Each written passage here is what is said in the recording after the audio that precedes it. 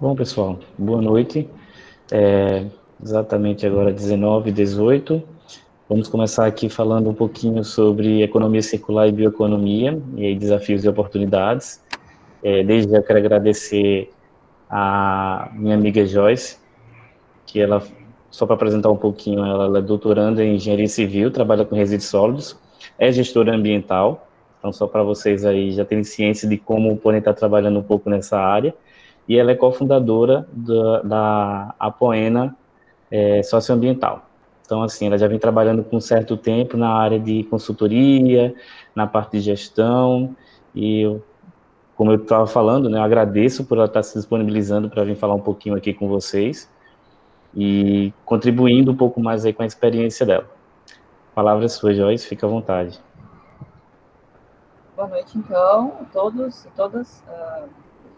Eu estou dividindo a tela aqui, não consigo ver exatamente quantas pessoas estão aí, mas depois a gente pode vai ter um momento de troca.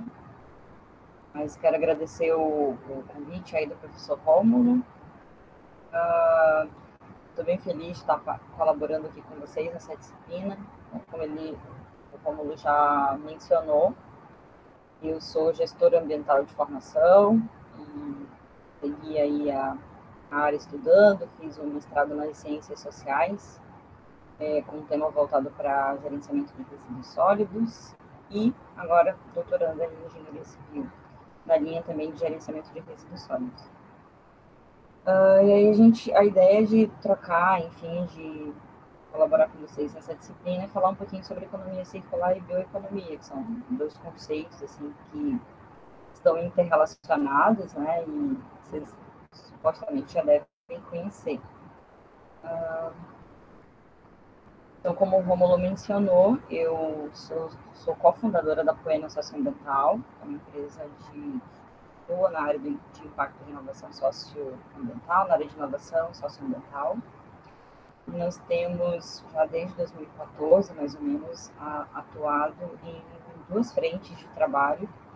Uma delas é na gestão lixo zero, que é o gerenciamento de nada mais do que gerenciamento dos resíduos sólidos, né, em cidades, em empresas, em vários espaços, né? E a outra linha de atuação que a gente chama ciência com afeto. Todas nós somos técnicas, né, de áreas específicas. Aqui eu vou apresentar um pouquinho. A Daia é uma das sócias fundadoras também da empresa. Ela é bióloga de formação, tem uma formação multidisciplinar, que é interessante também, porque a gente não fica só com aquele viés que precisa ser da área ambiental, exatamente, né, das áreas mais específicas para poder atuar. A Kellen é socióloga, né, e com especialização em políticas públicas, então traz aí tudo um arcabouço de experiências nessa área mais social e ambiental, porque trabalhou por muitos anos com cooperativas de reciclagem, então conhece bem esse ambiente, né? Não só físico, mas como as pessoas que trabalham nesses ambientes. Eu que já me apresentei, que sou a Joyce, aí na fila do pão, a gente até brinca. E somos nós aí na fila do pão. Eu estou vinculada, então, ao PPG, que é o PPG de Engenharia Civil da Universidade do Vale dos Sinos, aqui no Rio Grande do Sul. Eu já moro aqui há alguns anos, eu sou natural de Manaus. E dentro do PPG da Engenharia Civil, nós temos um núcleo de caracterização de materiais, que é um grupo de pesquisa. Então, esse grupo vem trabalhando há mais de 20 anos aí, com pesquisas na área de gestão de resíduos sólidos urbanos e industriais. Então, aqui é só para vocês terem uma ideia, né, de como que tem funcionado, enfim, a estrutura do nosso núcleo de pesquisa. São várias áreas, assim, são trabalhadas, né, desde produção mais limpa, análise do ciclo de vida de produtos, simbiose industrial, ecologia industrial. Então, tem um olhar de pesquisa aplicada, parceria com empresas. O meu doutorado, inclusive, é um doutorado acadêmico para inovação. Então, a gente tem a participação de uma empresa para fazer uma pesquisa aplicada no gerenciamento de resíduos sólidos urbanos de uma cidade chamada Santiago. Então, só para vocês terem uma ideia, né, que a gente, quanto que é bacana também ter essas experiências de pesquisa aplicada, e aí se aproxima muito mais dos problemas, assim, né, para poder não só ser um trabalho, uma pesquisa somente acadêmica, mas ela também é aplicada e isso ajuda muito, assim, a pensar soluções. Então, o núcleo já tem aí mais de 20 anos, enfim, nessa caminhada, então muitos projetos e patentes, principalmente patentes, né, depositadas e concedidas, e desenhos industriais concedidos também. Mas é um grupo muito bom de vários professores, né, estudantes de iniciação científica, da graduação, do mestrado, do doutorado, até pós-doutorado. Quem tiver mais interesse, a gente tem uma página no Instagram, chamada Nuke Mate Unicinos, PPGEC Unicinos, vocês podem procurar aí. Seguir, a gente está sempre, agora mais recente, está fazendo eventos, enfim, no final vou dar um recadinho, aproveitar para fazer um convite para vocês participarem também. Aí eu trouxe um pouquinho, alguns dados para a gente poder começar a falar um pouquinho sobre como é que está essa situação do panorama de gerenciamento de resíduos sólidos aqui no Brasil.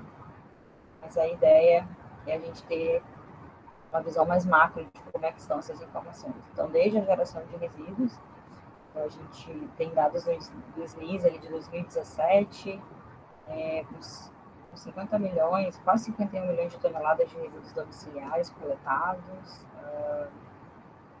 Um outro dado interessante, mas esse nem está aqui, mas eu lembrei agora porque recentemente nós estávamos conversando sobre esses dados, considerando os 10 anos, né, de implementação da Política Nacional de Resíduos, a PNR, que é 1 a cada 10 brasileiros ainda não tem coleta domiciliar na sua casa. Então, ainda é um dado ainda chocante, assim, né, considerando que a gente não avançou muito com a implementação da política. E a gente também tem um mercado de reciclagem no Brasil que gira bilhões, né? A gente tem um dado de 3 bilhões por ano, é um dado da SEMP. Também um outro dado é o quanto que a gente perde por não reciclar ou não valorizar esses resíduos. Isso passa por essa visão de como que a gente tem olhado para essa economia circular ou as outras oportunidades que estão relacionadas à bioeconomia. Também estão relacionadas não só à questão de gerenciamento de resíduos, mas um tema mais genérico sobre a questão ambiental. E a gente vai poder falar um pouquinho mais sobre isso mais na frente. Então, aqui são outros indicadores também no Brasil. Os indicadores de coleta domiciliar, consideravelmente assim, pensando no Brasil, não são indicadores ruins, né? A gente tem aí 91,7% da população atendida por esse serviço, só que essa coleta aqui é aquela coleta comum, né, gente? Aquela que passa 3 vezes por semana, recolhe tudo misturado e leva para a aterro sanitário. Então, do ponto de vista da saúde e da coleta, digamos que é um indicador positivo. Só que quando a gente começa a analisar a qualidade também desses indicadores, aí a gente percebe que as coisas não estão tão bem assim, né? Daí esse dado sobre a coleta seletiva, que apenas 22% dos municípios são atendidos por esse serviço. Então, estamos a passos lentos e precisamos ainda melhorar. O que significa que existe um espaço grande para esses trabalhos nos municípios e de empresas, né, que podem também colaborar com soluções nessa área para a coleta seletiva. Então, não é chovendo molhado também, né, como a gente imagina. Um outro dado importante aqui é que, claro, né, se existe ainda coleta seletiva no Brasil, porque a gente tem trabalhadores, nós conhecemos pelos catadores, né, de resíduos, que fazem a coleta desse material espalhados por todo o Brasil. Então, a gente tem mais de 1,5 milhão de catadores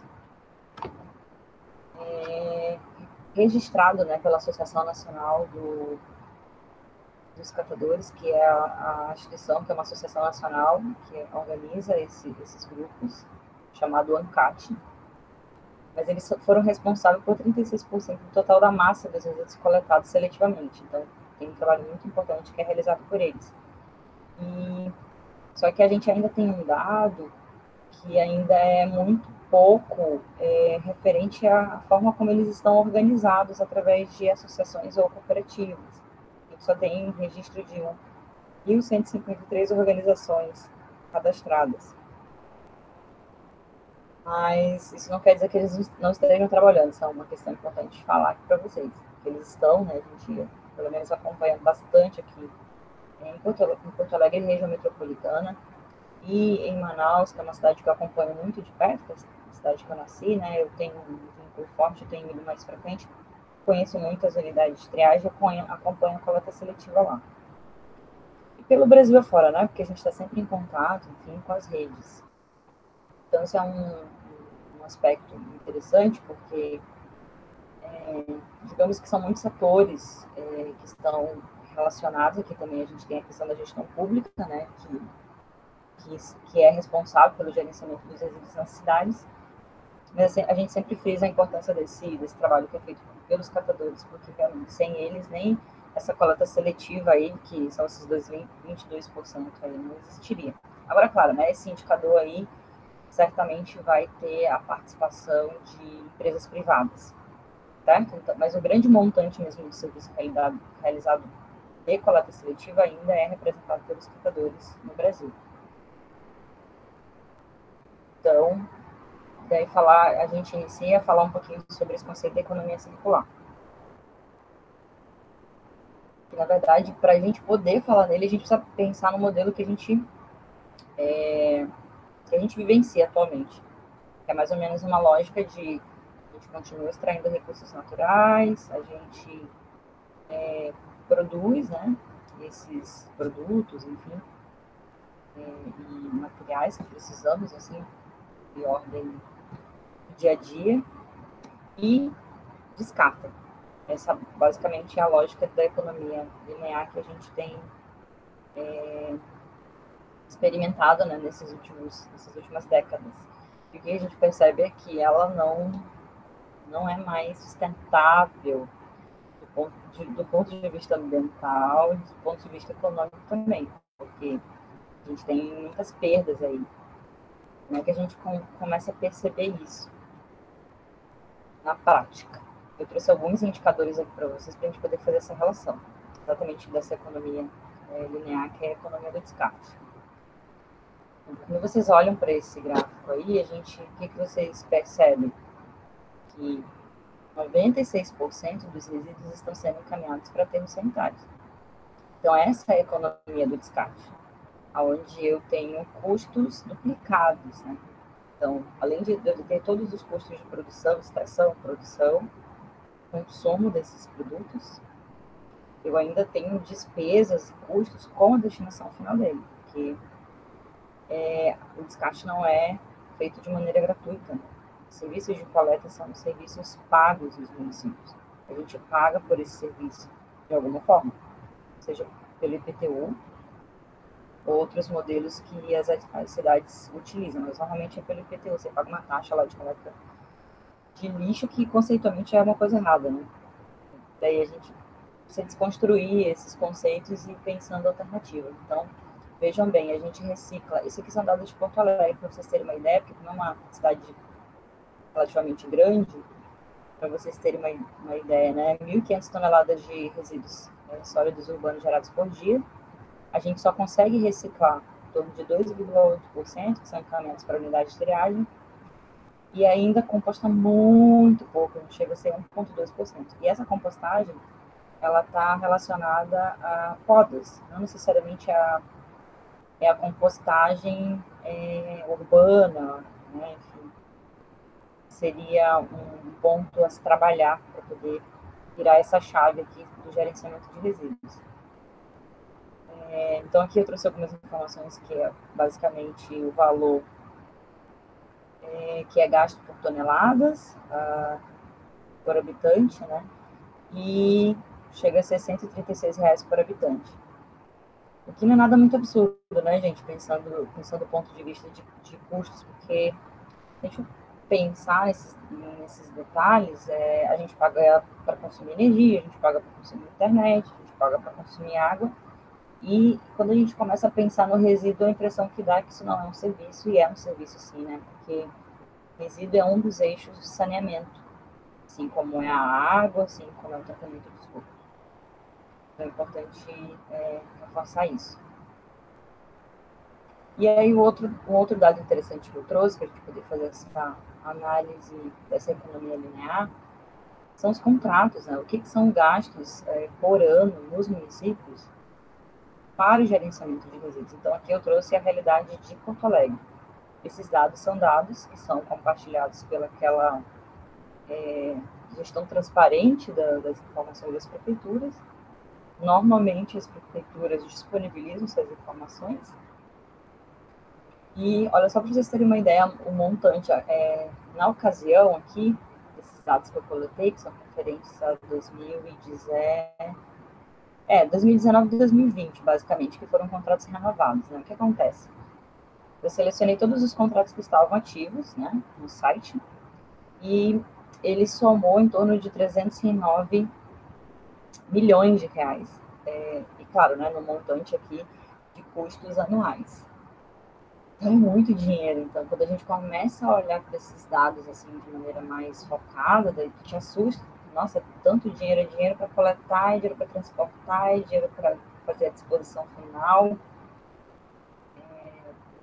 De contratos também para disponibilizar aqueles containers, né? Para receber, enfim, às vezes as cidades optam por instalar containers nessas áreas mais centrais. Então, tudo isso são serviços, né, gente? Não é gratuito. Então, isso tudo custa dinheiro, claro, para além do que se é gasto com o serviço de coleta seletiva. Então, aqui eu trouxe um exemplo para vocês. Ó. Isso aqui é um valor de um contrato com uma cooperativa de triagem. Então, aqui, ó, imagina a relação, né? Esse contrato aqui de R$ 59.453, gastos no ano, em relação aos outros contratos. Daí, quando vocês começam a perceber aqui, ó, os outros valores, é muito inferior, né? Então, a gente está gastando pouco com coleta seletiva e muito para enterrar resíduo. Então, mais ou menos essa lógica que eu queria que vocês, né, pudessem analisar mais criticamente para, enfim, pensar. E aí a ideia é, né, se nós usássemos esses recursos para melhorar outros aspectos da nossa vida. Como o resíduo é um tema de saúde pública, se eu começasse a investir mais na coleta seletiva ou em compostagem, por exemplo, eu estaria gerando muito mais emprego, oportunidade de geração de renda e reduzindo o valor dessas despesas com aterro sanitário. Eu vou fazer uma pergunta aqui, mas não preciso responder agora, tá? Fica para depois da discussão. Eu queria saber se vocês já tiveram experiência de visitar algum aterro sanitário, tá? Aí depois a gente troca uma ideia mais na frente. E aí, trazendo já o conceito da economia circular, é exatamente isso, a gente tentar desassociar a atividade econômica de descarte, né, ou de recursos finitos, e eliminar essa ideia ou conceito de resíduo como um lixo, e sim o resíduo como uma matéria-prima, né, para tentar ser assim, mais didática. Então, aqui, quando a gente começa a olhar para esse diagrama, o que a gente percebe?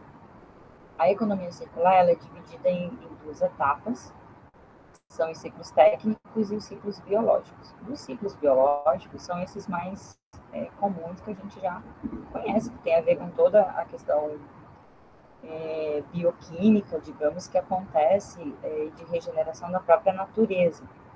Daí um exemplo bem simples, assim, que todo mundo conhece, dentro desse ciclo biológico, é o processo de compostagem, onde tem a ação ali de micro-organismos, né, a decomposição dessa matéria orgânica, daí tu vai ter um subproduto que vai ser o adubo, enfim, ou biofertilizante, dependendo do tipo da técnica, né, de compostagem, que daí são várias, a ideia não é entrar aqui nesse nível de aprofundamento, mas é para vocês terem uma ideia que aqui é também a questão dos gases, né? Então, tudo que acontece dentro desse ciclo mais biológico, que a própria natureza está atuando ali.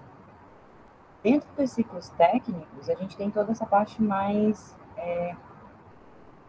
da indústria, né? Ou de remanufatura, né? A gente tem aqui dentro das empresas ou das indústrias que estão trabalhando para desenvolver novos produtos, até a possibilidade de tu ter dentro dessa escala processos de reutilização, remanufatura e, por fim, a reciclagem.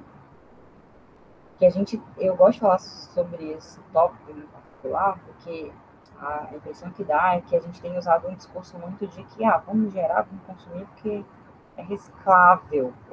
Só que uma coisa é o potencial de uma embalagem, um produto ser reciclável, a outra é ela ser de fato recuperada ou reciclada no final do ciclo dela.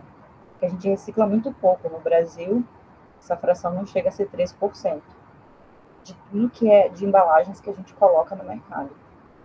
Então, o que está acontecendo é que essas embalagens estão escapando no ambiente, estão indo para oceanos, rios ou estão sendo enterrados, né? Ou seja, a gente também está enterrando matéria-prima, dinheiro que poderia, de alguma forma, estar retornando para a gente. Então, esse conceito da economia circular relativamente é novo, né? Tem sido discutido nos últimos 10 anos, assim. E uma fonte de consulta que eu deixo para vocês é a Fundação Ellen MacArthur Foundation. Tem muitas informações e vídeos. Boa parte dos conteúdos são em inglês, mas, enfim, muitos também têm algumas traduções. Mas eles têm desenvolvido bastante parcerias, né? Para o desenvolvimento de instrumentos que possam potencializar a economia circular, porque ela não é tão simples de fazer, né? Porque se a gente for olhar para esse diagrama aqui, cada etapa dele, eu posso ter algum tipo de produto ou serviço, né, relacionado. E aqui eu trouxe alguns exemplos, né, para vocês entenderem, que são as escolas de pensamento da economia circular, que vai desde a ecologia industrial, que a gente trabalhar a potencialidade desses ciclos abertos e fechados, e aí com uma lógica do não desperdício, a gente tem a Closed Loop Supply Chain, que daí essa escola, por exemplo, ela propõe, através da logística reversa, ações de retorno dentro da própria cadeia de suprimentos, que é uma forma que as empresas têm utilizado bastante, assim, né, para reduzir esse desperdício dentro das empresas, no sentido da reutilização, enfim, dessa matéria-prima, desse resíduo que é gerado dentro da empresa, ser utilizado como uma matéria-prima, dentro de um ciclo fechado, tá? E a gente tem outros exemplos aqui de outros autores que falam sobre capitalismo natural, que daí é esse em particular usa os próprios elementos da natureza como um modelo para atuar nessa lógica de regeneração. Cradle to Cradle é do berço ao berço, tem a ver com uma certificação, é exatamente pensar o ciclo de vida dos produtos, no sentido que ele tenha, né, do berço ao berço, ele está sempre dentro de um ciclo, né, ele não vira um lixo, está sempre sendo reutilizado também com uma matéria-prima para uma outra, para a produção de um outro produto. E a última, enfim, dentro dessas principais escolas de economia, a gente tem, da economia circular, a gente tem o Blue Economy, que é pensar essa lógica que o desperdício não existe, porque esse produto é fonte de um outro produto. Então, aqui, na verdade, são vários autores que se complementam. Vocês podem olhar ali que pelos períodos, né, alguns são mais antigos, né, não são teorias tão novas, mas teorias que já haviam sido trabalhadas no passado, e que fazem parte dentro dessa lógica do pensamento da economia circular, e outros mais atuais. Mas para vocês terem uma ideia, né, e se gostam de algum autor mais específico, podem aprofundar também essas informações. E sobre a bioeconomia, ela tem relação com os ciclos biológicos, que eu apontei para vocês naquele diagrama. Porque exatamente a bioeconomia, ela tem essa premissa de pensar os projetos dentro dos processos biológicos. E aí é pensar tudo que está sendo desenvolvido dentro da biotecnologia industrial, da saúde, da produtividade, principalmente dentro dos aspectos que envolve a agricultura e a pecuária. Está começando a chover aqui, fazendo um barulhinho. Mas a ideia, gente, é que já tem muitos trabalhos sendo realizados dentro desse conceito da biotecnologia. E nada mais é do usar os próprios recursos da natureza para poder dar conta desses problemas que são atuais. Então, vai desde pensar em desenvolvimento da produção de alimentos, materiais ou de produtos químicos, né, que já são utilizados, também na área de combustível e energia. Então, aqui eu trouxe um exemplo para vocês, mais prático, que está dentro dessa bioeconomia, que foi uma matéria, na verdade ela não é tão recente, mas eu acho que exemplifica bem, que a joaninha é indicada para controles biológicos de pragas. Então, que em vez de você usar um defensivo agrícola, né, veneno, você pode estar usando a própria biodiversidade aí para poder fazer esses controles. E, claro, só se faz isso através de pesquisa, por isso que o quanto é importante que elas estejam fomentadas, né, dentro das universidades, enfim, para que possam trazer soluções, aqui nesse caso, para a agricultura. É muito comum, tem muitos exemplos, se vocês forem pesquisar sobre bioeconomia, está muito em voga. E há exemplo que o ano passado, a Semana Nacional de Ciência e Tecnologia abordou esse tema da biotecnologia como um tema a ser trabalhado, né, e desenvolvido dentro das feiras de iniciação científica e eventos científicos também no Brasil. Escutaram raio, gente? Acho que começou a chover bastante aqui. Então, aqui tem outros exemplos. Aqui é um exemplo do ciclo da casca de arroz. Esse aqui foi um projeto que foi desenvolvido dentro do núcleo de caracterização de materiais, do NUCMAT, mas também para dizer o seguinte, ó, que essa casca de arroz, que antes era um resíduo, era um problema, era descartado, né, como um resíduo, ele acabou sendo trabalhado e, nesse caso, virou uma biomassa. Né? Dentro da avaliação do ciclo de vida de produto, ele acabou sendo utilizado para fontes de pesquisas, enfim. E aqui tem exemplos, né, da aplicação. Isso aqui foi o desenvolvimento de uma pesquisa de mestrado no QMAT. E aqui as várias etapas que foram trabalhadas, né? Então, aqui dentro da aplicação até dessa avaliação de ciclo de vida de produto para aplicação na construção civil, né, como material dissolvente, ou também para uso de reforço em polímeros. Enfim, aqui vários exemplos, inclusive aqui também para a questão de depuração de efluentes. Então, várias formas de aplicação, né, dessa casca de arroz, que também foi utilizada para desenvolvimento de coproduto. E, claro, aqui também é um exemplo de bioeconomia, para vocês terem uma ideia, né, que a gente vem trabalhando dentro do núcleo de caracterização. Esse aqui é um outro exemplo também, só que aqui é o exemplo da base de fibra de coco. É uma pesquisa que está em andamento, está sendo feita em parceria com o Sebrae, inclusive, e uma empresa do setor de moda, que a gente não pode mencionar, mas é uma pesquisa que está em andamento também. Então, aqui, basicamente, um fluxo, para vocês entenderem, mas é mais um exemplo também de uma pesquisa para desenvolvimento de coproduto e que está relacionada à bioeconomia também. Então, aqui vocês viram as mantas, né, de fibra do coco, mas, enfim, ela sendo aplicada, né, como uma solução, e a gente sai um pouco dessa lógica da geração do resíduo. E, para além de gerar uma despesa, né, passa a ser uma matéria-prima para outros processos produtivos. Opa. reciclagem que a gente acompanha aqui no Rio Grande do Sul. Isso aqui já é uma cena mais comum, vocês devem, né, de alguma maneira já ter visitado uma cooperativa, acho que é uma outra curiosidade que eu tenho, se vocês já tiveram oportunidade, a gente pode discutir.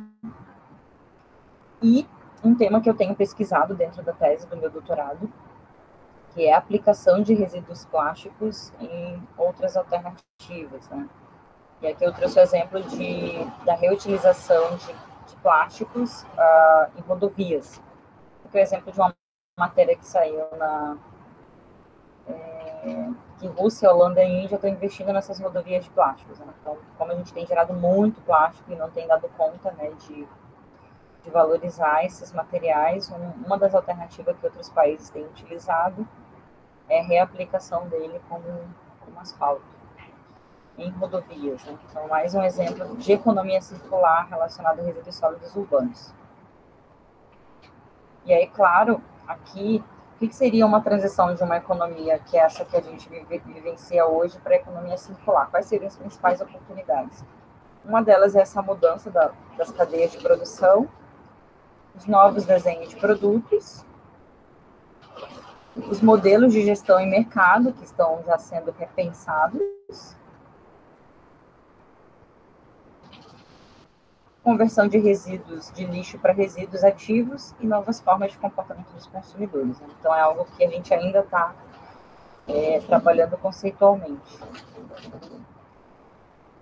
E aí, entrar um pouquinho no conceito lixo zero, que é um conceito, basicamente, é desviar resíduos de aterros sanitários. E isso significa que, se tu faz esse desvio, tu acaba fazendo a recuperação desses materiais para outras tecnologias, né? Que seja de reutilização, reciclagem e outras aplicações. Mas aí a gente investe, a gente muda a lógica. Então, vocês lembram daquele gráfico que eu apresentei lá de Porto Alegre? Em vez da gente ficar mandando 96% de resíduos para o aterro, a gente passaria a recuperar 90% desses materiais e 10% só seria o percentual aceitável para envio aos aterros sanitários. Aí eu trouxe também um exemplo da lei da semana lixo zero, né, que, enfim, o conceito lixo zero, ele vem sendo desenvolvido não só pelo Instituto Lixo Zero no Brasil, mas ele faz parte de um movimento internacional, que é a Aliança Lixo Zero no Mundo. Então, em vários países a gente tem esses representantes. E aqui no Brasil a gente já encaminhou a lei da semana lixo zero em Florianópolis, que é essa lei que eu estou trazendo aí para vocês, que nada mais é discutir, trazer para as cidades esse tema de como reduzir esse lixo que é encaminhado de fato para os aterros. Tem muita gente que me questiona, mas por que é lixo zero? É porque é lixo zero mesmo. A gente não precisa, a ideia é não mandar resíduo para o aterro, somente o que de fato não é aproveitado, né? Por isso que o conceito é lixo zero. Aqui outro exemplo de cidades que instituíram também a Semana Lixo Zero no Brasil. Esse dado já está um pouquinho atualizado, talvez não seja mais esses, aumentou bastante o número de cidades que encaminharam a lei da Semana Lixo Zero.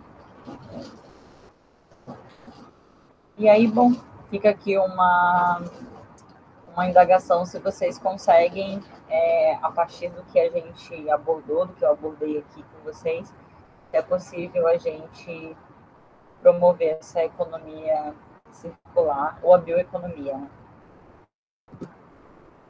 Eu trago para vocês os Objetivos de Desenvolvimento Sustentável, que foi, enfim, homologado pela ONU em 2015. Os objetivos é uma continuidade daqueles antigos objetivos do milênio, que eu não sei se tem algum de vocês aqui que lembram, mas eram 8 objetivos. Um dos objetivos era a fome zero, né? Então, na verdade, esses objetivos se expandiram para 17, com um olhar um pouquinho mais multidisciplinar dessas necessidades, né? Considerando que a gente tem uma ordem aqui de muitas necessidades e que acabam se integrando. mas pelo menos a gente consegue se enxergar. Então, os objetivos, eles não são compulsórios, assim, no sentido da obrigação, mas muitos municípios e estados estão assumindo essa responsabilidade. Aqui no Brasil, ela foi assumida pelo Pacto Global, que é consignatária dos Objetivos de Desenvolvimento e que tem essa função de disseminar esse conceito aqui no Brasil. E através da própria ONU Brasil também, que vem vários materiais de educação para disseminar para mais pessoas, né, o conceito. Mas então, a gente vai desde erradicação da pobreza até temas que são relacionados ao consumo de produção sustentáveis, sobre água, saneamento também, enfim, indústria, inovação, infraestrutura, são muitos temas, assim, então, de acordo com o interesse ali, você pode estar trabalhando em algum desses objetivos, em algum projeto específico, pode até ser um trabalho de TCC, porque não, super interessante. Agora, mais recente, eu fiz um artigo fazendo uma relação dos ODS com a gestão de resíduos sólidos com o Plano Nacional. Então, tem várias formas de você fazer essa conexão dos objetivos, enfim, com outros temas. E acaba sendo bastante atual e interessante esse tema também, na minha opinião. E, por fim, deixar meu contato aqui para vocês, meu e-mail, meu telefone, né? E abrir um pouquinho para a gente poder fazer um bate-volta aí e esclarecer algumas dúvidas com vocês, curiosidades que vocês tenham, que a gente possa estar contribuindo aí. Vamos lá. Bom, obrigado, Joyce. Eu vou deixar aberto aqui, quem quiser contribuir com alguma informação, fazer alguma pergunta à Joyce, é só abrir o microfone e fazer a pergunta. Deixa eu tentar compartilhar aqui a tela agora, para eu poder ver vocês.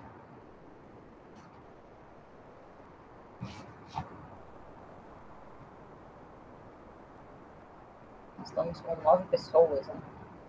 Eu fiz uma perguntinha ali antes, que eu acho que pode ser assim um início assim, da nossa discussão, é que quem de vocês já teve a oportunidade de conhecer algum aterro sanitário controlado ou alguma unidade de triagem na sua cidade? Se vocês puderem abrir a câmera rapidinho. Joyce, Oi. o Anderson fez uma pergunta aqui. Ele está perguntando como é empreender nesse mercado. A partir do que a gente já viu, né? A gente já viu que também os trabalhos que já foram realizados, aquele dali não deixa de ser também um trabalho voltado nessa questão, né, de empreender e de você melhor, tu estar utilizando esse resíduo novamente no ciclo de vida e como matéria-prima também, né? Então ele coloca isso aí, empreender neste Então, mercado. são muitas áreas assim em especial que é possível, né, empreender. Eu até citei alguns exemplos, desde a coleta, transporte, à disposição. Mas eu acho que o grande diferencial mesmo é pensar em alternativas de reutilização de materiais e valorização. E sempre com o aspecto de tentar manter esse material por mais tempo na cadeia produtiva. Porque hoje as soluções, muitas das soluções de reciclagem são a curto prazo. Então, tu acaba reciclando um ciclo mais curto, mas que tu acaba tornando aquele material num ciclo curto como um lixo novamente. Então, eu acho que esse é um desafio de pensar alternativas. Assim. Então, hoje nós estamos com muitas startups pelo Brasil, espalhadas pelo Brasil, muitas delas relacionadas à tecnologia para promover logística reversa de materiais. Então, já fica uma dica aí que eu acho que é uma área muito promissora de pensar como é que tu conecta, né, as pessoas ao material para uma destinação mais adequada de resíduos. Acho que tem crescido muito nas cidades, né, porque a dificuldade que a gente tem desses serviços de coleta seletiva funcionar 100% não é uma verdade. Então, tem muitos gaps, né, espaços que não estão sendo ocupados. Podem ser, né, podem ser ocupados aí por esses novos profissionais. Eu acho que tem um espaço. esse campo de logística e pensar em alternativas, né, de valorização. Upcycling, né, que a gente fala que é a reutilização criativa e que tu deixa o resíduo por muito mais tempo, tem muito mais durabilidade no ciclo de vida dele.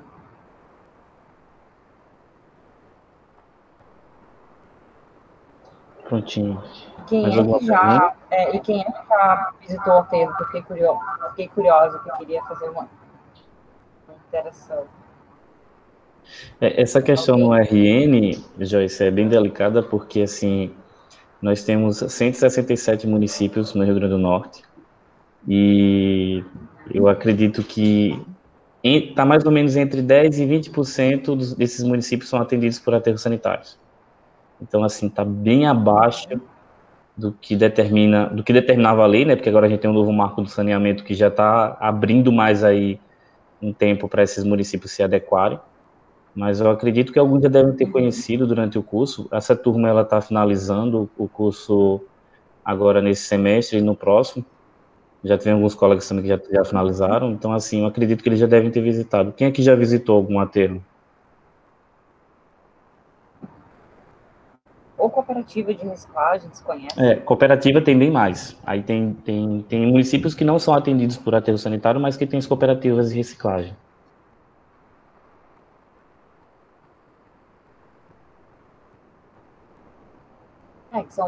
Que a pergunta é exatamente para poder provocar vocês sobre as duas principais atividades que têm sido feitas atualmente. Ou tu manda para ter, ou tu tem uma cooperativa, uma associação, né? Então, como é que a gente inova nesse mercado também, né? Pensando em outras alternativas. E aí eu penso que como o Brasil tem esse perfil de país mais continental, tu tem cidades de 10 mil habitantes e as cidades como São Paulo, né, que tem, enfim, milhões de habitantes, então as diferenças de distâncias, a questão de logística, são muito diferentes, né? A questão climática, então, meu Deus, o Brasil é um exemplo de diversidade, assim, nesses sentidos. Aí, por exemplo, quando a gente começa a pensar, por exemplo, como é que é a logística no Amazonas? Porque não se sai de lá por estrada, você sai de barco. Então, se você não tem aterro lá, você, como é que você descarta o resíduo? Então, é uma outra realidade, são outras dificuldades. Então, cada município, né, cada estado ali vai ter a sua particularidade.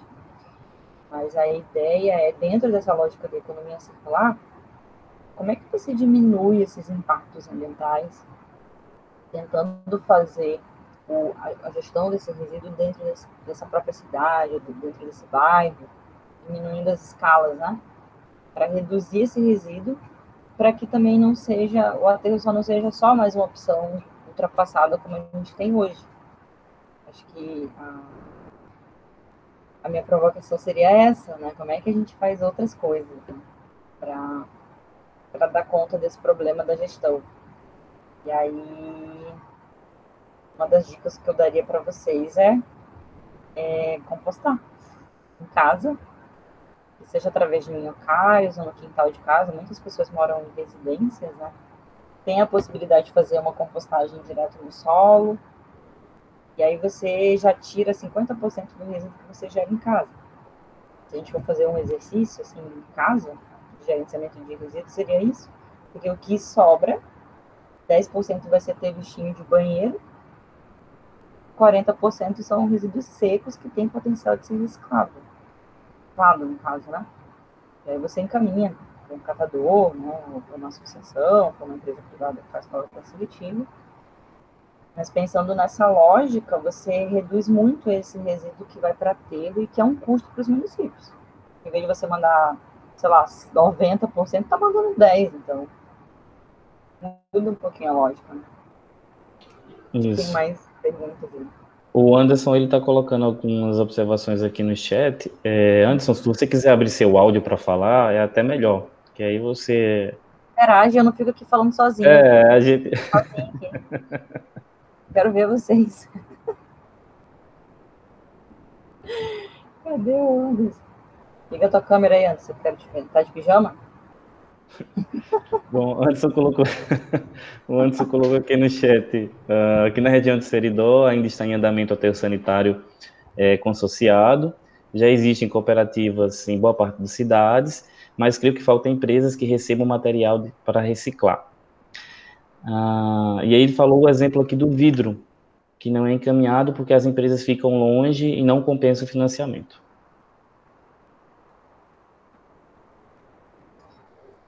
Desculpa, ali no finalzinho deu uma bloqueada. E Ele falou, as empresas? ele falou do exemplo do vidro, que no caso, ele diz que falta empresas, que ele crê que falta empresas que recebam esse material reciclado, né? E aí ele colocou o exemplo aqui do vidro, que não compensa receber o vidro para reciclar, até por causa da distância. Ele está falando também que não dá para abrir o áudio dele, por isso que ele não abriu. Não, tudo bem, tudo bem. Se a gente for parar para pensar na logística, realmente, né, o custo, se for parar, vai fazer comparativamente o custo que se gasta com a logística para levar esse vidro até a indústria mais próxima de reciclagem de vidro, não compensa o valor, né, comercial desse material. Então, aí a gente está fazendo uma outra análise, uma análise do mercado, uma análise de compra e venda. Mas se você começa a ter um espaço maior, onde você consegue ter a capacidade de armazenamento de um volume maior e ter transportes mais organizados, você consegue também trabalhar com esse potencial de negociação. Porque, é claro, né, se você não vai... a questão do peso, o vidro, por exemplo, na maioria dos estados, chega a ser 5 centavos o quilo. Então, e é um material, gente, perigoso, né? Perigoso no sentido mesmo da insalubridade ali, né? Tem risco de corte e dá muito trabalho dentro das cooperativas, né? Tem mais um aspecto positivo ambiental da destinação do que propriamente comercial. Mas é curioso, porque o vidro, por exemplo, é um dos poucos materiais que vira 100% vidro de novo. Então, a gente perde a oportunidade, né, de estar trazendo esse material de novo 100% para o ciclo de vida dele. Mas fica o desafio, né?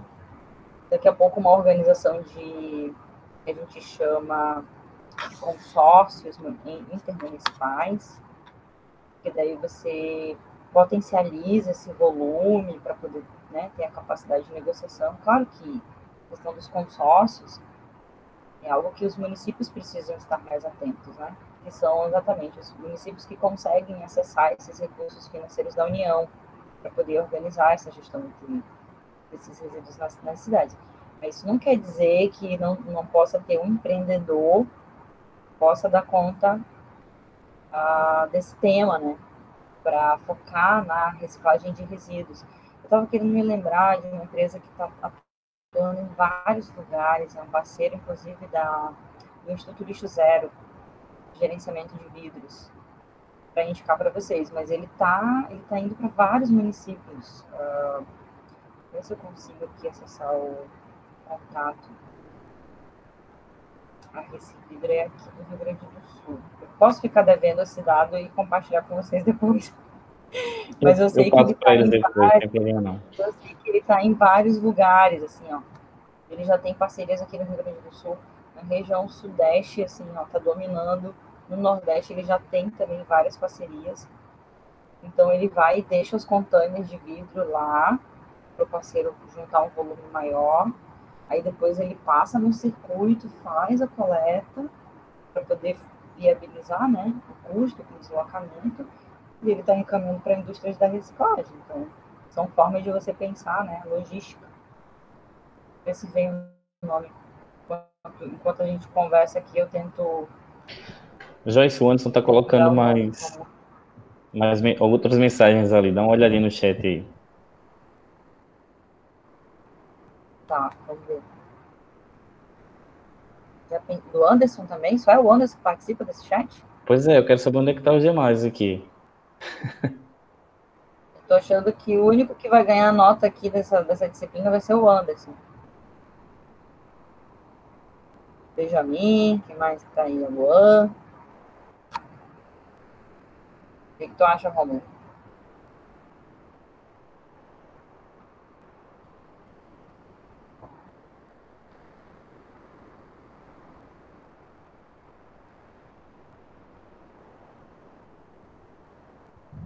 Pois é, o Anderson trazendo Eu aí pensei em reciclar. da questão do investimento. Realmente, o investimento é como o Jobs Sim. colocou, né? Você tem um investimento alto e também tem a questão da logística. E aí, até por causa que, eu acredito eu que aqui no Nordeste, o mais próximo que você vai ter, no caso de Natal, se eu não estou enganado, é Recife. Mas aí tem toda a questão também de logística e tem uns grandes supermercados que eles até então têm um local lá de PEV, né, que é o posto de entrega voluntária, que você pode estar levando seu resíduo e depositando lá. E eles têm também uma área para vidro. Só que a gente fala assim, beleza, tem esses hipermercados, supermercados aí nas grandes cidades. E como é que fica a questão das pequenas cidades, né? Infelizmente, a pequena cidade ela é desatendida em vários aspectos. E aí, quando você entra para observar um pouquinho dessa questão da reciclagem, a gente fica limitado a papel, papelão, plástico e, se muito aí, o alumínio também, né? E se muito aí, alguns tipos de metais. Pronto. Porque é o que realmente vai dar lucro e o que realmente eles conseguem coletar durante as saídas, né, de campo, de rua, para poder fazer coleta desse tipo de resíduo, que também a população não coopera. Então, é toda uma questão aí de educação, com a parte de apoio, não só do governo, mas também de empresas privadas, né? E aí vem aquela questão, Sim. alguns de vocês já cursou também a questão de a disciplina de marketing ambiental, então vocês veem aquela questão do marketing. Tem empresas que fazem questão de publicar e de mostrar que faz esse trabalho, nesse levantamento, e aí isso é bacana para ela, questão também de incentivo fiscal, então vem benefícios para ela, não só pela marca, mostrando que aquela marca ela tem essa preocupação, mas também para a própria sociedade, né? Anderson colocou outra mensagem. Aqui na minha cidade tentaram colocar coleta seletiva, mas a população não ajudou.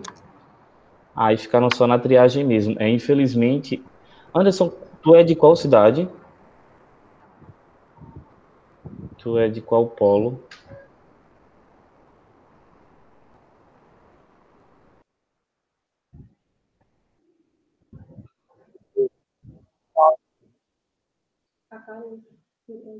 Ah, de Acari.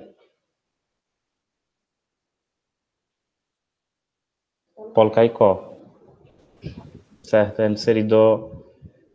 Realmente por aí, eu acredito que o mais próximo que você vai encontrar é já na Paraíba, né? Ali na região de Patos. De algum canto que possa estar disponibilizando para, no caso aí, de vidro, né? Falando da questão da logística do vidro. Quanto à questão da coleta seletiva, infelizmente, cai nessa, e a gente vê isso em vários municípios do interior, não só do interior do Rio Grande do Norte, mas também em outros estados aqui no Nordeste.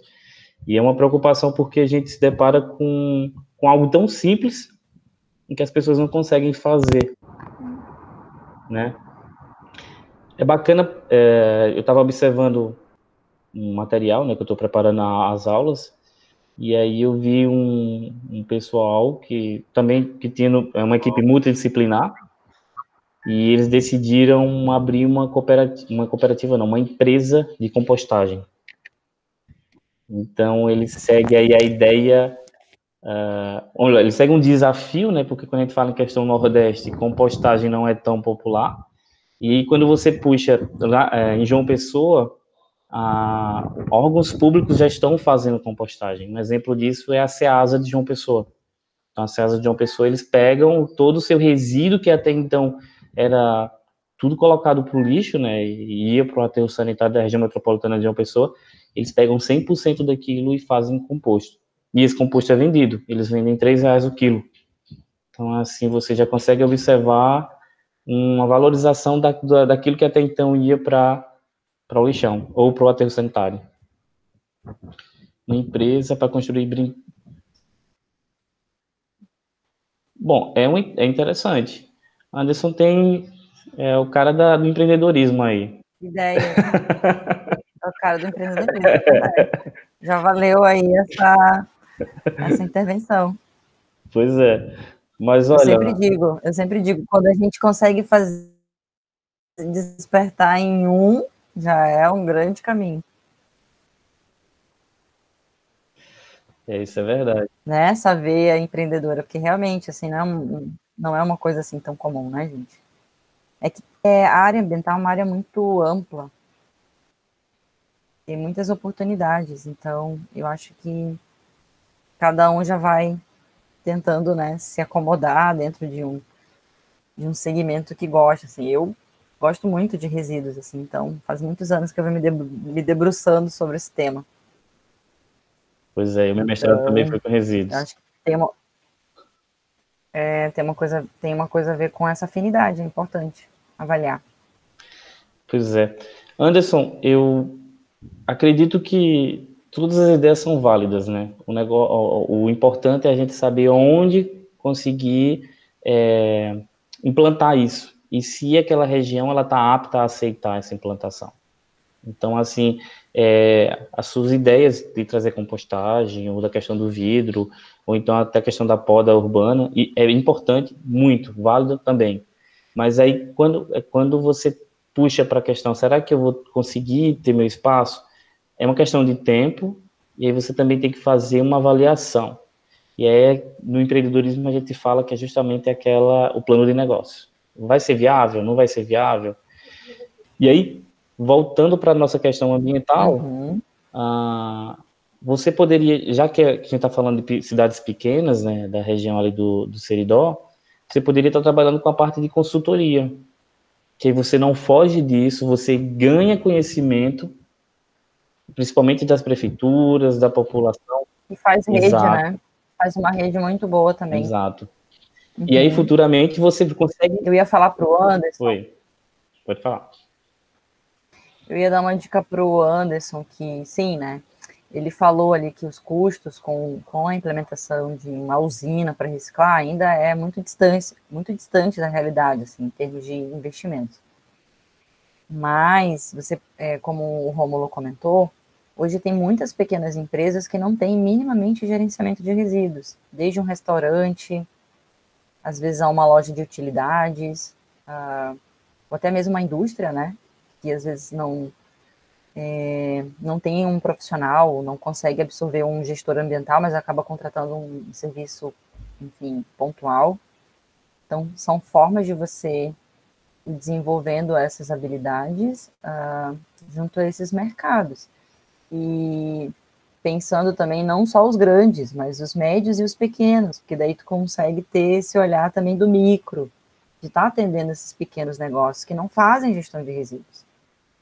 Então, dentro do conceito lixo zero, é uma boa oportunidade, né, de se vincular a um coletivo lixo zero do seu estado, ou do Instituto Lixo Zero, e começar a atuar como um consultor. Aqui no Rio Grande do Sul, a gente já estruturou o nosso coletivo, que é o coletivo Lixo Zero RS. Então, a gente tem várias cidades participantes, vários embaixadores, e são pessoas físicas que, de alguma maneira, acabam atuando, né? Ou pessoa física ou pessoa jurídica nessa área de gestão de resíduos. São oportunidades que vão surgindo, e também no que se refere à rede, né? De você estar inserido, de estar participando das discussões. Então, são formas de você atuar também.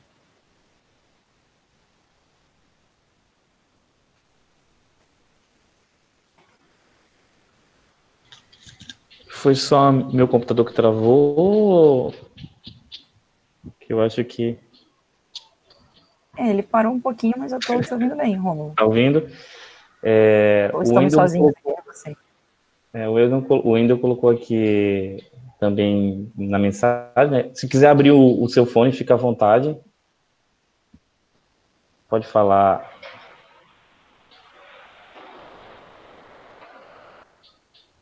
Wendel. E o Benjamin também pode falar. Se vocês quiserem, fiquem à vontade de abrir o microfone. Não precisa, se tá com vergonha, não precisa abrir a câmera não, tá? Só abre o microfone e fala. Bom, o Wendel trouxe aqui em Mossoró... Sim, ninguém morde aqui. Pois é. Aqui em Mossoró existe coleta seletiva apenas em alguns bairros, provavelmente devido à questão de conscientização da população. Acredito que o primeiro passo seria trabalhar a mentalidade das pessoas, iniciando um bom trabalho de educação ambiental nas escolas. E aí ele perguntou assim, existe algum mestrado profissionalizante em gestão de resíduos? Joyce, fica à vontade. Sim, tem muitos. Tem muitos mestrados nessa área, gente. E aí eu já ia aproveitar, deixa. Porque um dos segmentos para essa gestão lixo zero é educação. Então, você atuar com formações específicas, que seja de educação ambiental, voltado para esse público das escolas, ou, enfim, um público de uma maneira geral, né? Então, isso tem sido um desafio, porque, gente, vamos falar sério, não existe coleta seletiva no mundo que dê certo se não tiver envolvimento das pessoas. Então, você tem que dar um passinho atrás para poder ter estratégias de sensibilizar. Hoje tem muitos aplicativos, né, que estão sendo utilizados. O Cataqui é um exemplo que eu ia citar, que é o aplicativo que foi desenvolvido pela Pimp My Carroça, que é um movimento aí que atua em prol, em favor dos catadores, que linka o catador com o morador. Você baixa lá no Play Store a Cataqui. Aí você vê quem é o catador mais próximo que está cadastrado para você destinar o seu resíduo. Então, são oportunidades que foram surgindo, as pessoas foram se adaptando, e aí por que não algo vinculado à educação ambiental para contribuir, né? Então, enfim, acho que a criatividade aí pode ser um ponto a ser trabalhado, né? E a gente sair um pouquinho dessa lógica dessa educação só do currículo, né? Tem que estar dentro da escola para aprender. Não, a gente tem dentro da política nacional de educação ambiental, como ela tem essa pluralidade, digamos, e diversidade de atender essa questão do bem-estar das pessoas, ela também direciona para um segmento da educação não formal. O que é isso? É tu trabalhar a educação em outros espaços não formais de educação, que pode ser uma associação, pode ser uma empresa, pode ser no parque, pode ser, enfim, qualquer outro segmento que não seja a escola, que não seja as instituições de ensino, ou no currículo, né, dessas instituições de educação.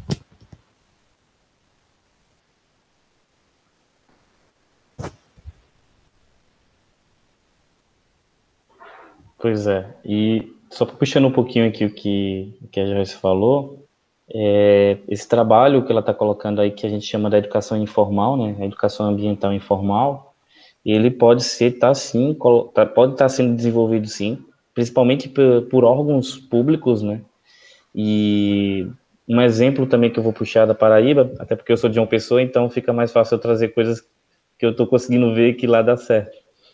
Mas lá teve um programa muito utilizado, uma questão de sensibilização muito forte quanto à faixa de pedestre. Então, durante alguns meses, durante a programação das emissoras de televisão local, passava-se o comercial de educação, explicando como é que era para utilizar a faixa de pedestre. Botava a mão, pedindo parada, e os carros paravam.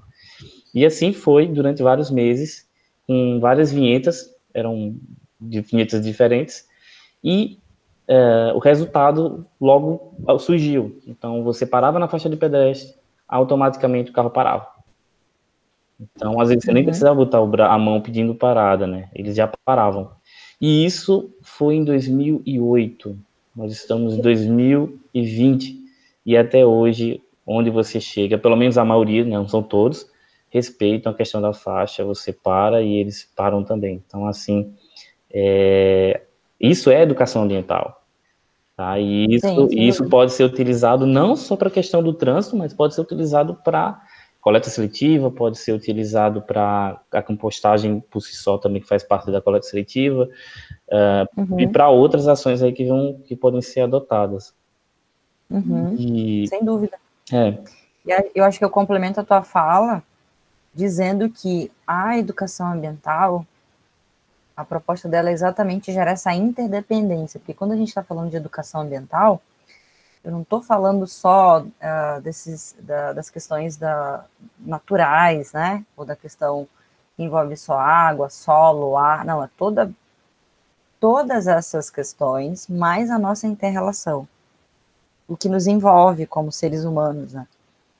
Então, esse é um ponto de vista interessante, porque daí tu não está pensando, educação ambiental, vou fazer só um plantio de mudas aqui, vou comemorar o dia da árvore, o dia da água, a gestão de resíduos. Não, é tudo isso mais a nossa interação com esse meio. Então, e é essa interdependência é que torna essa política tão ampla e possível de atuar e de promover ações, né, em favor dela. Ela é muito boa, eu gosto muito da Política Nacional de Educação Ambiental, eu acho que ela é um bom exemplo de trabalhar nesses espaços de aula, porque faz a gente repensar. Se a gente se o brasileiro tivesse uma noção, acho que, enfim, dessa política, a gente já evitaria muitos problemas, assim, no que se refere ao próprio gerenciamento de resíduos sólidos, né?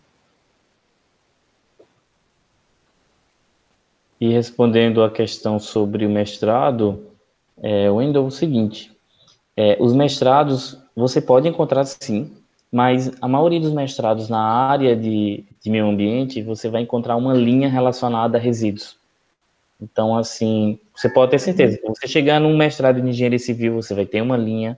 Se você chegar num mestrado de desenvolvimento do meio ambiente, você vai ter uma linha também de resíduos. Se chegar no mestrado de recursos naturais, você também vai ter uma linha de resíduos. Então, assim, você pode procurar, você vai encontrar. Eu também trabalhei ou resíduos, ou então você vai encontrar saneamento ambiental, né, que como o Joyce falou, e como vocês também viram nas disciplinas durante o curso, né, ela tá ali, ela é um dos pés ali do saneamento, a questão dos resíduos sólidos. Eu conheço 2 cursos que são específicos de mestrado na área de educação ambiental. Uma é na FURG, que é a Universidade do Rio Grande do do Rio Grande do Sul.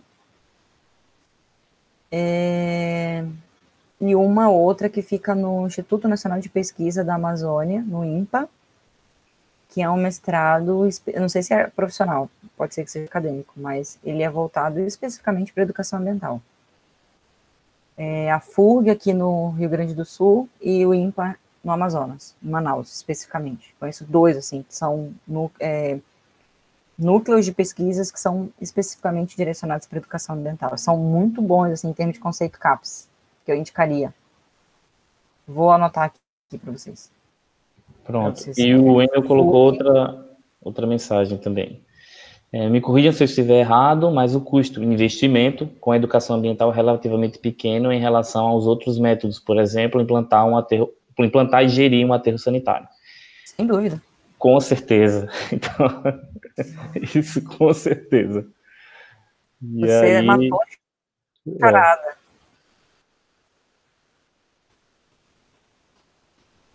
Pode falar, Joyce. Não, ele matou a charada. Certamente, se nós estivéssemos investindo nosso dinheiro na educação, nós estávamos gastando menos com aterro sanitário, gente. Essa é uma realidade brasileira. Não só com aterro, mas com saúde, com... A educação está totalmente relacionada a vários outros eixos aí. Outros eixos aí que até então a gente acha que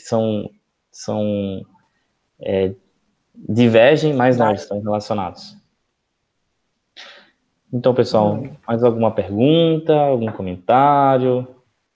O Bijan, que acabou saindo, colocou aqui que na cidade dele, infelizmente, não existe nada que contribua em uma reciclagem, que possa contribuir na reciclagem. Eu nem sei qual é a cidade dele. Eu teria que ver aqui no... Ele saiu, eu teria que ver aqui no perfil dele, de qual cidade ele é. Mas eu acho que até mesmo o mínimo que seja, você prestar atenção no município, mesmo ele pequeno, você vai encontrar alguém, ou uma cooperativa informal, ou um grupo de pessoas que vai estar trabalhando ali em prol da reciclagem, sem saber, né, como a gente fala, que é indiretamente. Uhum. Pronto, Endel. Pode fazer sim, faça mesmo. E procure as universidades aqui da região, você tem um leque de opção aí na área de resíduos sólidos, viu? E a questão aí também das empresas. Tô vendo se eu consigo o nome da empresa aqui de vidro.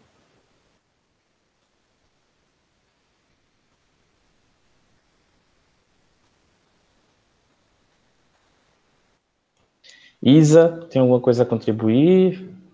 Comentário? Eu ia aproveitar esse momento para fazer um convite para vocês. Que é sobre Fique a à nossa vontade. série webinar. Posso? Que tem tudo a Fique à ver com o vontade. que a gente está. Eu até Tem mandei tudo a ver para com o que os alunos, mas fique à vontade, pode convidar. tá. A gente vai ter a nossa próxima webinar agora, no dia 20, que é quinta. A gente está trazendo. A gente teve uma semana passada, que foi falando sobre valorização de resíduos de banner, que são esses polímeros de PVC. E aí foi com duas iniciativas aqui do Rio Grande do Sul. Mas agora, nessa quinta-feira, a gente vai estar conversando com o Rodrigo Jobim, que é um empresário que trabalha com logística reversa, daí até, não sei se o Anderson está aí ainda, mas o Rodrigo tem um empreendimento, uma empresa chamada Molécula, não sei se vocês já ouviram falar.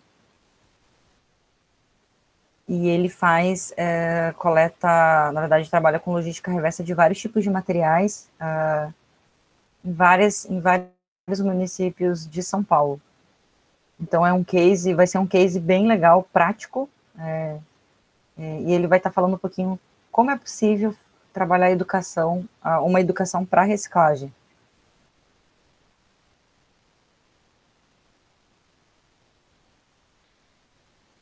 Pronto, eu vou passar novamente o Vocês estão me link. ouvindo? Sim, sim, todo mundo está ouvindo. E o Anderson está aqui ainda. Ah,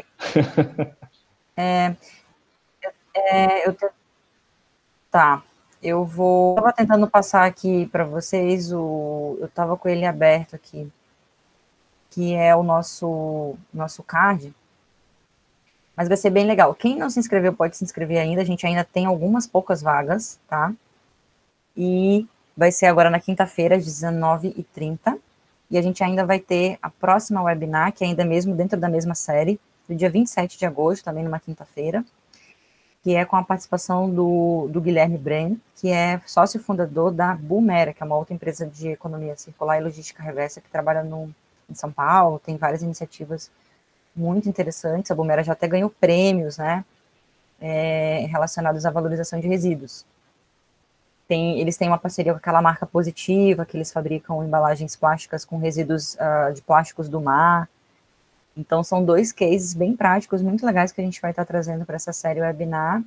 Já deixo o convite aqui para vocês se inscreverem, porque para quem está querendo atuar nessa área aí, é uma boa oportunidade de conhecer quais são essas práticas, né, no mercado que estão sendo trabalhadas. Eu tentei abrir aqui o card, mas minha internet também não está muito querendo colaborar. Mas o professor Rômulo vai passar aí o link para vocês se inscreverem. E aí já fica o meu convite aqui para vocês. Eu cheguei a mandar uma mensagem, só que a gente teve como é que pode ser? Uma pequena mudança Acho que agora abriu.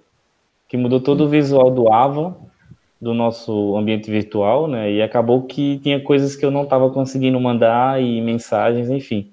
Acredito que não chegou para todos, mas eu vou estar mandando. Agora já começou as coisas se organizarem, mas eu vou mandar novamente. Eu achei aqui, ó, o bannerzinho para mostrar para vocês. Espera aí que eu já vou abrir e já vou compartilhar rapidinho. Cadê?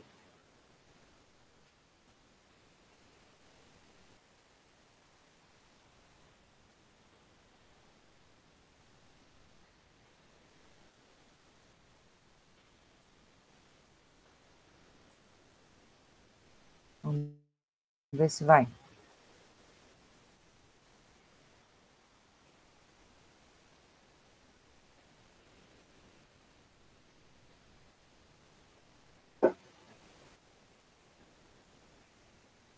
Depois da chuva, a internet tá que nem tá a manivela aqui.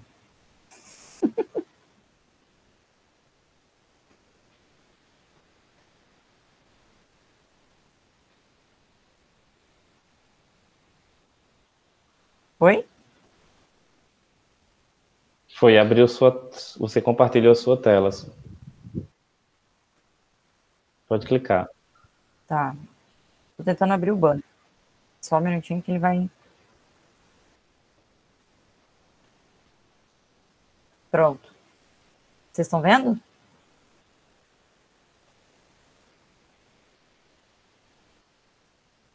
Deu, Rômulo? Sim, tá aberta. Dá para ver sim. Tá. Então, esse aí é o nosso banner de divulgação. Então, o Rodrigo é esse da foto aí. Então, ele que é o empreendedor lá da molécula, ele tem bastante tempo aí de fazendo trabalho nessa área da coleta da logística reversa. E ali é se vocês quiserem entrar no Instagram, para poder seguir eles, é molécula.eco. E aqui quem serão os mediadores é o professor Carlos Alberto, que é meu orientador do núcleo de caracterização de materiais, e eu, que vocês já conheceram. Então já fica o convite aí, a gente vai gerar certificados, tá, de participação. Então, ainda dá tempo de se inscrever. Muito e aí, bom. eu descobri o nome da empresa de vidro para indicar vocês, é a Green Ambiental. Green. Ela é uma empresa que atua nessa área de vidros. Green Ambiental. Eles estão no Instagram também, tá? Então, se quiserem seguir, fazer contato, ele tá em vários lugares.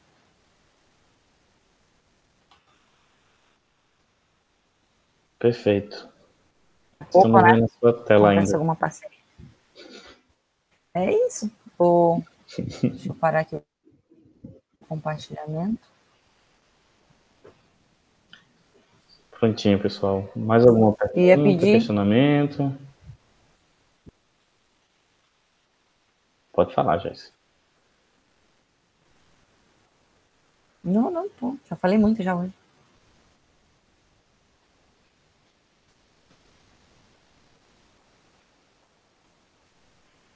Ia pedir para o pessoal aparecer aí e a gente fazer uma foto de encerramento. Pois é, podem ligar a webcam pelo menos pra gente fazer aquela foto.